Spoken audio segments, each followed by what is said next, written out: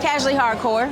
It's Rhyan Neco, and right now I am in Las Vegas, and I have the pleasure of talking to Austin Williams post-bout, okay, ladies and gentlemen.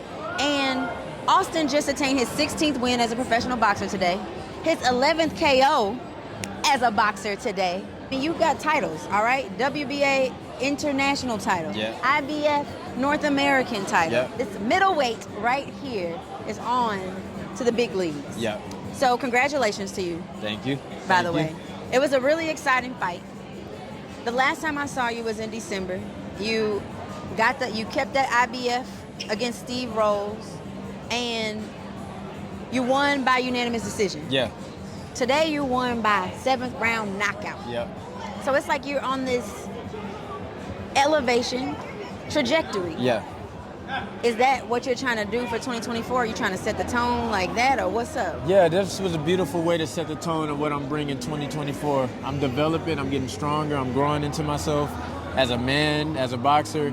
Like I said in the press conference before the fight, something just switched in me now where it's like, I feel like a car mechanic feel like you could give them an engine, they know what to do with their eyes closed. I wake up ready to fight. I just wake up ready to perform at the highest level at all times. That's the standard of my life, to be ready to perform at the highest level at all times. Got it. So did you just tell me that you are the master of your trade right now? I believe I've mastered my trade in a way where I'm always ready to do it. It's always something that I can get better at, but I think my body, my cells, everything inside of me has conformed to being a professional fighter. It's who I am. This is what I'm gonna do for a long time. Okay, so yeah, talking about a long time, you're not even 30, you're what, 27? 27. 27, so you got, and you're now coming into, like you said, your cells are now there. They're, as in, it hasn't been that long.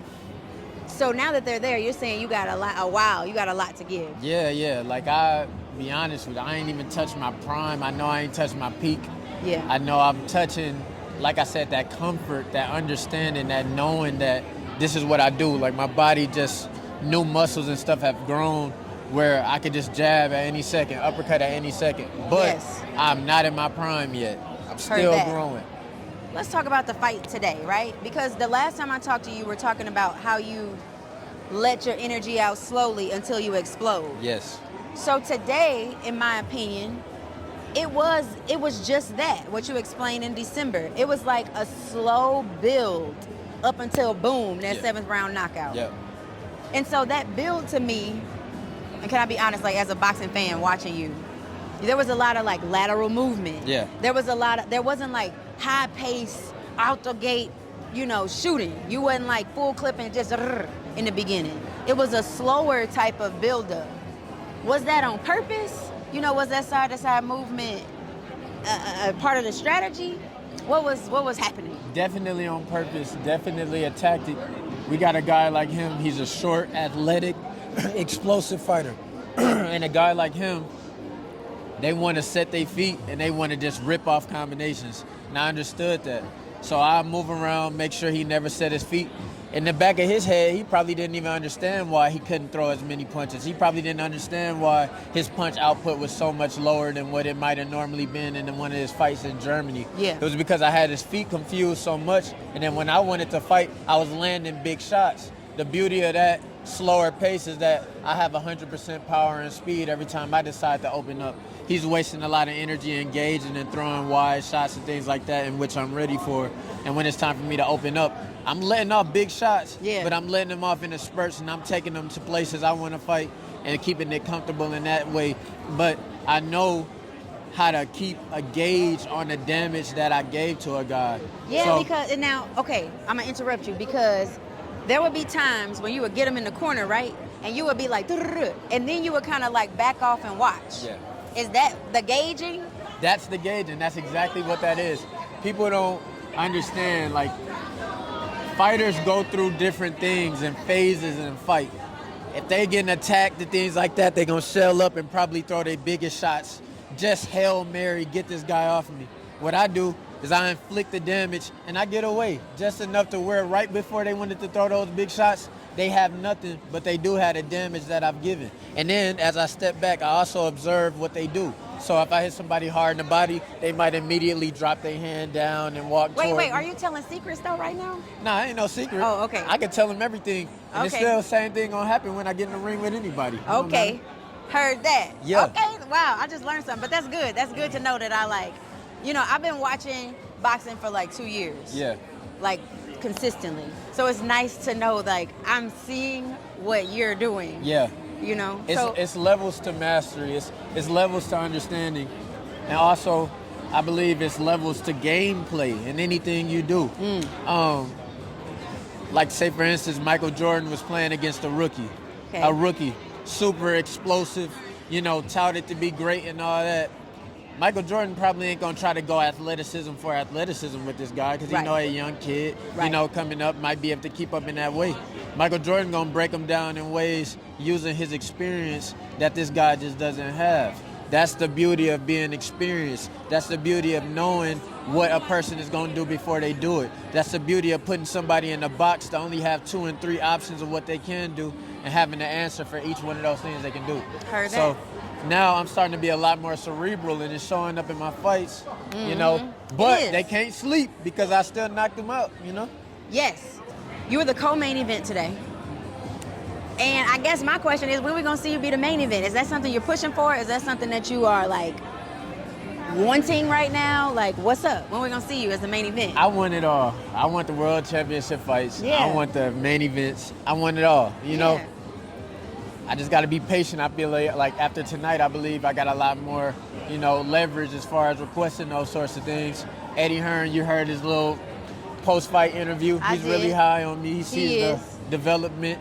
And I'm sure that stuff is coming soon. Okay. It got to be on the way soon. So I'm just staying ready. I'm just ready for whatever they give me. If they give me another co-main event, I'm ready for that. If they give me a main event, I'm ready for that. World title shot, I'm ready for that. Eliminator, whatever. So you're good as long as you're fighting, as long as you're continuing to perfect your craft, as long as you're working.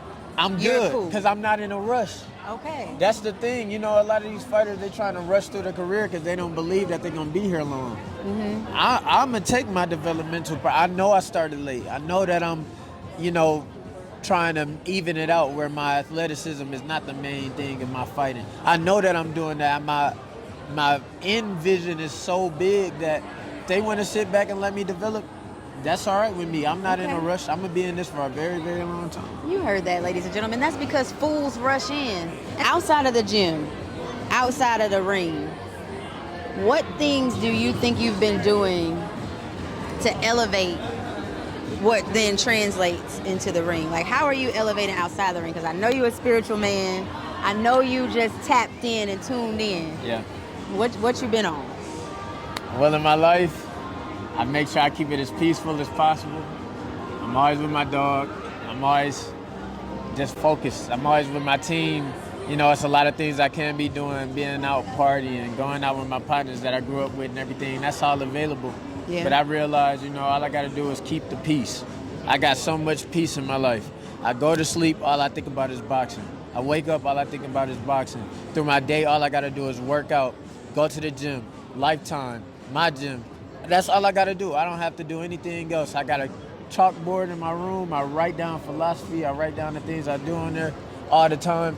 It's kind of a boring lifestyle, I ain't gonna lie. It's boring, huh? So peace is boring. Well, no. To the average person, it might seem boring. Oh. But for me, it's everything because I'm a warrior. I love to go to war. I love to fight. I'm really putting something together that the world is going to remember for the rest of eternity. Yeah, and it sounds like what you're doing is powerful because I know that you journal. Yeah. And so it sounds like you're writing things down that you want to happen.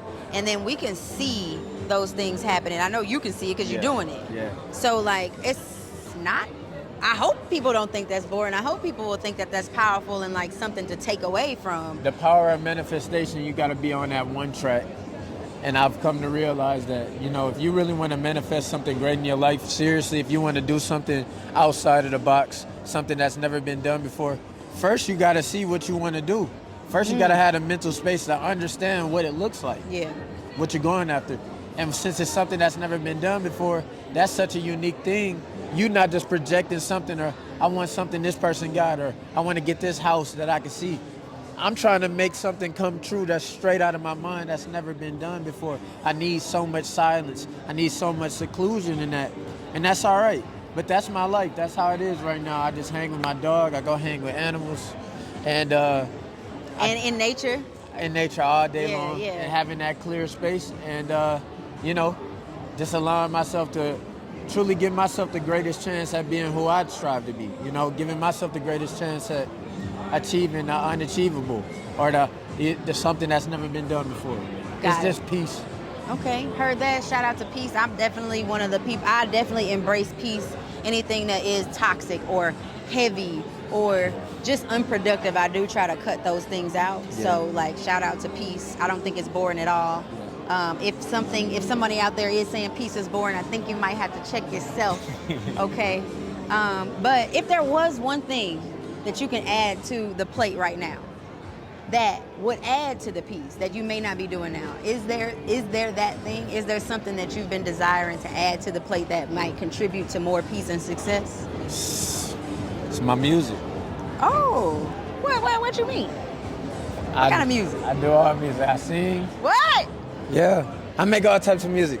So, I mean, that's what I want to do after I finish up with boxing. I want to dive deep into that. Okay. I'm always in the studio all the time. Shout out to Caitlin. I love you. Shout out Caitlin. Yeah, that's my singing instructor. She done taught me a lot. But okay. Yeah, that's what I want to do after. I mean, that's what I add to my life and to, I don't know, spice it up a little bit. But right now, we getting everything we got to get out the way with this boxing. Okay. It's a crazy life. It's a fun life. I really enjoy it. It do everything I need to do. And if you want to be successful in the game, you got to be married to the game. I'm totally married to the game. So I give it everything I got. Heard that. And you heard it here from the future world champ, future musician, Grammy-winning superstar, Austin M.O. Williams. Austin, thank you. Appreciate it. Appreciate it. Per usual. Wow. Thanks for sharing.